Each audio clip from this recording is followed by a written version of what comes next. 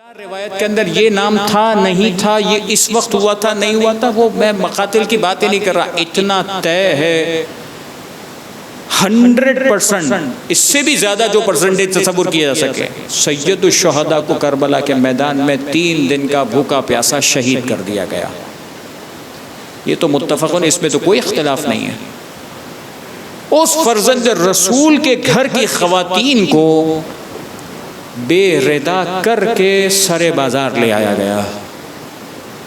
اس میں تو کوئی اشکال نہیں، کوئی ایسی چیز نہیں تھی نا کہ جہاں پر کوئی کہے کہ تاریخ میں اختلاف آ گیا، معلوم نہیں ہے کسی کو، سند کسی کو کہے تاریخ کے اندر، کچھ سب متفق ہے، یہ ہوا ہے واقعہ۔ اب انحراف پہچانیے، اب انحراف جب آیا نا تو یہاں تک پہنچی بات۔ اب اسی انداز سے میں 2-3 روایتیں امام سید سجاد کی مظلومیت کی پیش کروں گا۔ ذرا تصور کیجئے کہ جب امام سید سجاد، اب ظاہر ہے کہ مختصر تعارف ہے، تھوڑا سا وقت زیادہ ہوگا، اس کے لیے ابھی میں پیش کی معذرت خواہوں۔ امام سید سجاد زندگی آپ جانتے ہیں، مولا نے 35 برس گریہ فرمایا ہے۔ مولا نے مسلسل اپنے بابا کا غم منایا ہے، مسلسل آنسو بہائے۔ یہ مصائب میں اپنے جملے سنے، چند جملے میں آپ کو روایات کے پیش کرنا چاہتا ہوں، ابھی مصائب سے بھی پہلے، لیکن اچھا ہے کہ لائٹیں بند ہو گئی تو اب سکون سے آپ سنتے جائیے، اور اب ان فضائل پر، ان مصائب پر انسان آنسو بہائے یا نہ بہائے، ہر ایک کی اپنی کیفیت ہے۔ وہ میرا مظلوم آقا، کہ جب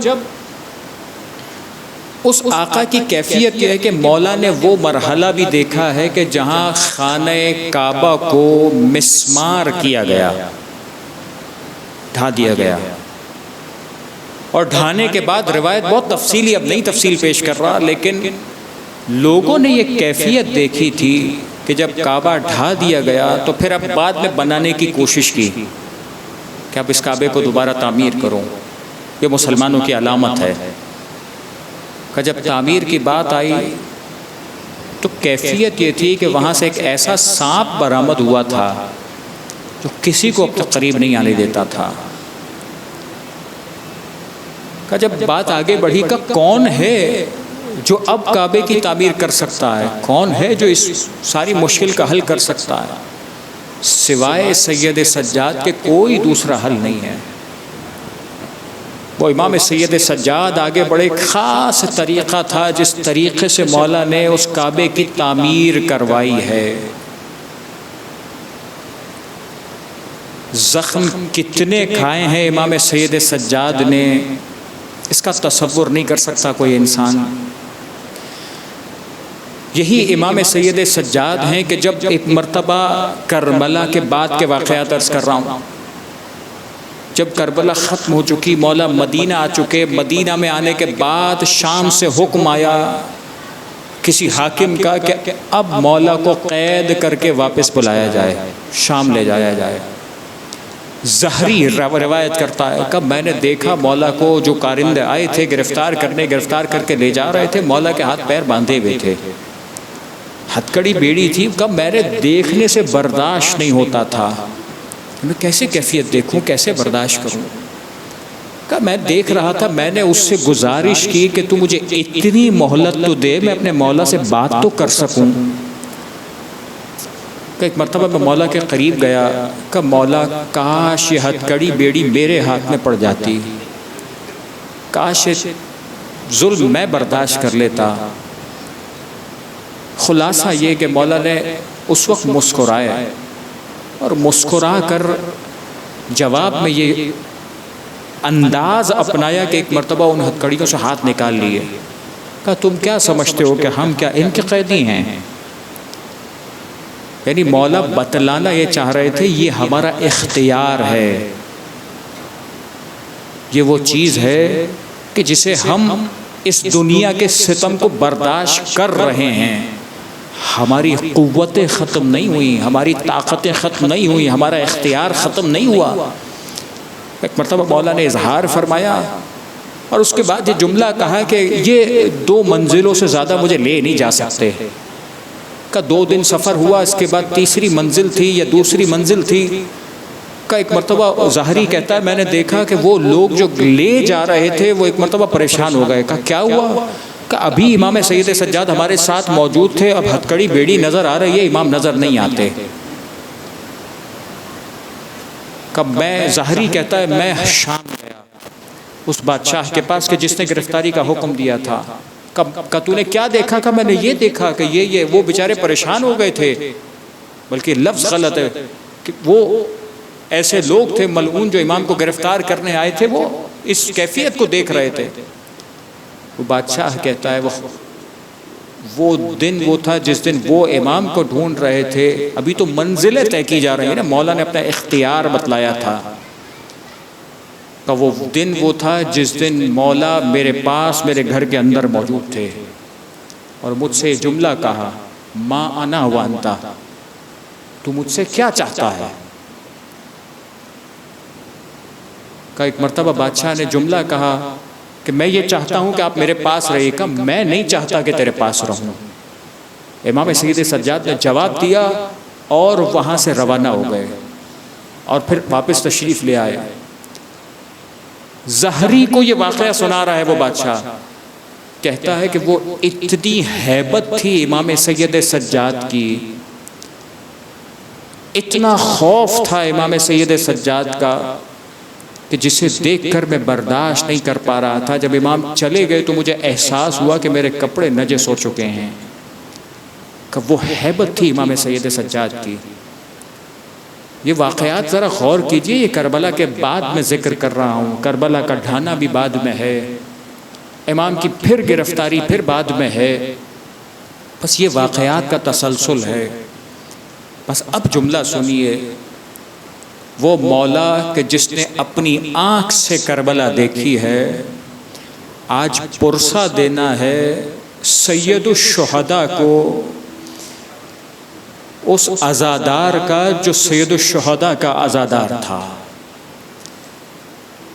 جو ان 72 کا عزادار تھا، جو ان بیبیوں کو لے جانے والا تھا. آج ان بیبیوں کی خدمت میں پرسہ پیش کرنا ہے. بیبیوں، تمہارا مولا و آقا آج رخصت ہو رہا ہے.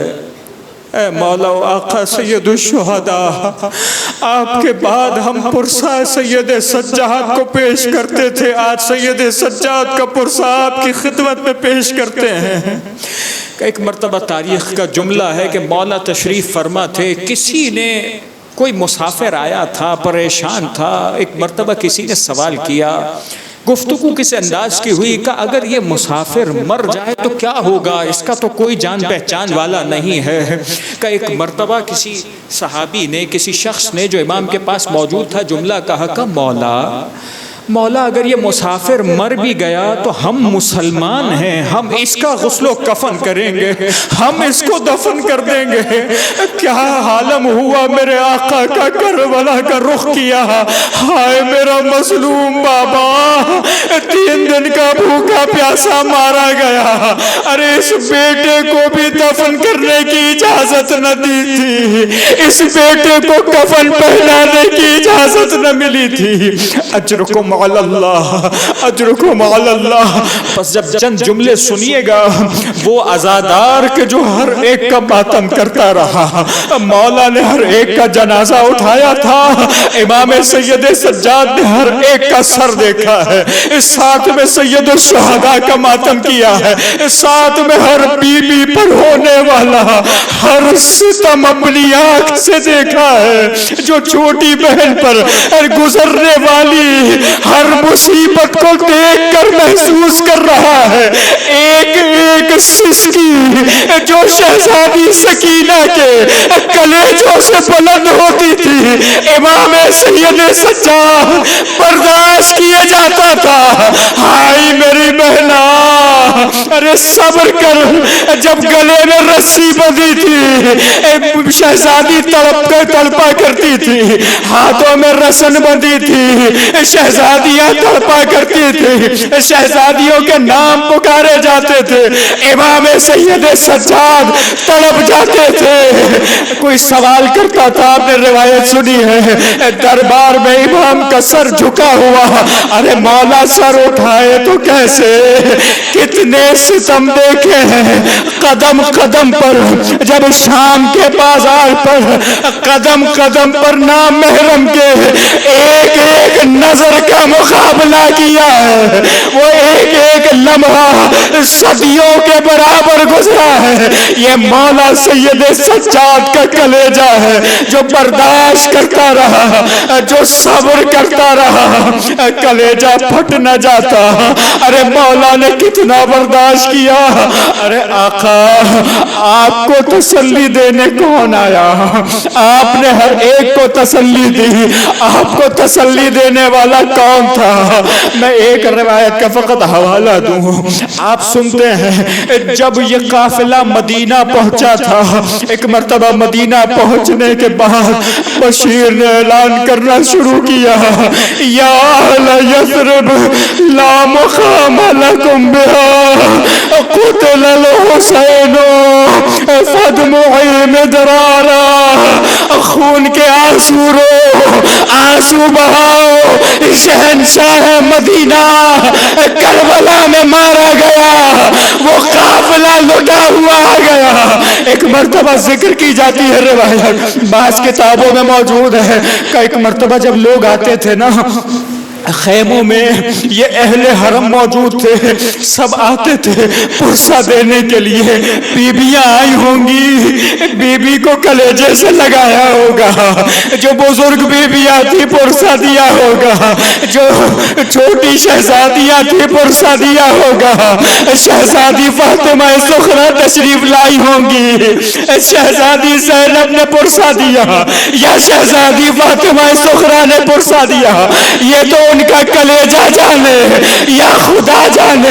محمد حنفیہ تشریف لا رہے ہیں، بس ایک جملہ سنیے، جناب محمد حنفیہ تشریف لائے، ایک مرتبہ معلوم کرنا چاہتے ہیں کہاں ہے میرا بھتیجا، معلوم ہوا ہے حسین کا بیٹا آ گیا، میرے بھائی کا بیٹا میرا بھتیجا آ گیا، ایک مرتبہ تلاش کرتے ہیں کہاں ہے، نظر نہیں آتا بھتیجا، ایک مرتبہ دیکھا کوئی ضعیف انسان ہے، کوئی ضعیف شخص ہے، ارے میرا بیٹا تو کل، میرا بھتیجا تو جوان ہے، یہ ضعیف کو بتلایا گیا، یہ مولا، یہ آقا جو کربلا دیکھ کر آیا ہے، یہ آقا سید السجادین، یہ مولا وہ ہے جو حسین کے بیٹے آپ کے بھتیجے ہیں۔ ایک مرتبہ محمد جناب محمد حنفیہ نے پرسہ دیا۔ کیسے پرسہ دیا جاتا ہے؟ جب آپ پرسہ دیتے ہیں کسی کو، آپ سامنے والے کو اپنے گلے سے لگا لیا کرتے ہیں، اس کی پشت پر ہاتھ رکھا کرتے ہیں۔ مجھے نہیں معلوم کہ منظر کیا ہوا، ارباب منبر پڑھتے ہیں سید جناب محمد حنفیہ نے ایک مرتبہ اپنے سینے سے لگایا، ہاتھ پشت پر رکھا، امام کی آہیں بلند ہوئی، چچا محمد حنفیہ، امت نے ایسا ستم کیا، ذرا آہستہ، ہم سے یہ ہاتھ اب برداشت نہ ہوگا، ہم سے یہ آپ کا پرسہ، یہ آپ کا ہاتھ بھی برداشت نہ ہو پائے گا۔ عجیب جملے ہیں، جب جناب محمد حنفیہ کو بیان کیا جاتا تھا نا، جب تعزیت دی جاتی ہے تو کیا ہوتا ہے، ایک دو جملے بیان کیے جاتے ہیں، چچا، اب جناب محمد حنفیہ چچا ہے، امام سید سجاد بھتیجے ہیں، اس پورے قافلے میں، ان پورے قافلے کے سالار امام، ان کے امامت امام سید سجاد کی، اکیلے وہ شخص ہیں جو سب سے زیادہ عمر رکھنے والے مرد ہیں. ایک مرتبہ چچا سے ملاقات کی. امام کا بھی تو دل بھرا ہوگا نا. بیان کیا. ارباب منبر کہتے ہیں مولا نے مصیبت بیان کرنا شروع کی. ایک جملہ کہا, ایک مصیبت بیان کی. جناب محمد حنفیہ سنبھل نہ پائے, گر گئے, غش آ گیا. ایک مصیبت فقط کان سے سنی تھی, برداشت نہ ہوا, غش کھا کر گر پڑے. یہ امام سید سجاد کا کلیجہ تھا. حق بنتا تھا یہ کہے اے چچا آپ نے فقط سنا ہے, ہم نے اپنی آنکھ سے دیکھا تھا. رسول کی بیٹی کی چادر چھینی جاتی تھی, ہم دیکھتے تھے. رسول کی بیٹیاں بڑے دربار لائی جاتی تھی, ہم اپنی آنکھ سے دیکھا کرتے تھے. رسول کی بیٹیوں کا تماشا بنایا جاتا تھا, ہم نے اپنی آنکھ سے دیکھا. بس ایک مصیبت کا تذکرہ اور سنیے. امام آقا صاحب الزبان کو پرسا دیجئے گا. آپ نے پشت کے مظالم سن لیے نا, اب ایک جملہ اور سنیے. جب مولا کو زہر دیا گیا, مولا کی شہادت ہوئی. جب مولا کی شہادت ہوئی نا, ایک مرتبہ امام محمد باقر علیہ السلام نے غسل دینا شروع کیا. یہاں غسل دینا شروع کیا. عالم وہی ہے, پشت اتنی زخمی ہے, بالکل ویسا ہی جیسے دادا علی کی کیفیت ہوئی تھی جب شہزادی کو غسل دیا. امام نے پلٹ کر, منہ پلٹ کر رونا شروع کیا, چلانا شروع کیا. اے مولا آپ تو صابر امام ہیں, آپ نے کیوں گریہ فرمایا؟ آپ نے تو سب سے کہا تھا آہستہ گریہ کرنا, لیکن میرا مولا کیا کرے. ارے شہزادی کا جسم کتنا زخمی ہے, ارے وہ جنت کا پھول جو رسول نے امانت دی تھی آج وہ زخمی ہو کر جا رہا ہے. امام باقر نے غسل دیا.